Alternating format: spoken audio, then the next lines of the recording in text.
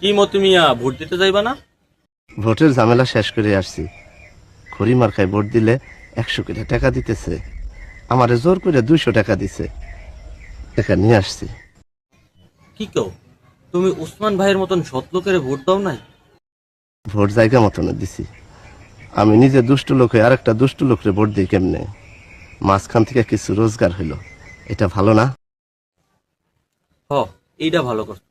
তবে তুমি যে টাকাটা নিছো, এটা তো ওই লোকের নিজের টাকা না, আমাদের মতো জনগণের থেকে দুর্নীতি কইরা চুরি কইরা নেয়া টাকা। আর তোমার যে টাকাটা দিছে, তুমি যে টাকাটা খাইলা, তুমিও এখন এই চুরির অংশীদার হইলা, বুঝলা?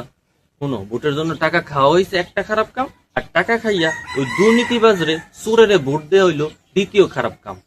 একটা জিনিস মনে করবা, চোরের সাথে বেইমানি করলে এটা বেইমানি হইব না, তুমি উল্টা জনগণরে সাহায্য করতেছো, ওই চোরের থেকে টাকাও খাইলা, আবার চোরের ক্ষমতাও নিলা না।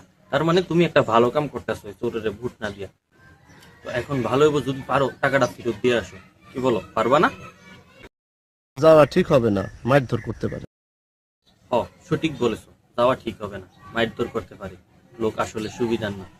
যাই হোক, একটা কাজ করো, সবাইরে জানাইয়া দাও, ওসমান ভাইয়ের মতন সৎ লোকের যেন সবাই ভোট দেয়। আর মনে রাখবা, তারুণ্যের প্রথম ভোট হবে ন্যায় ও ইনসাফের পক্ষে। আচ্ছা।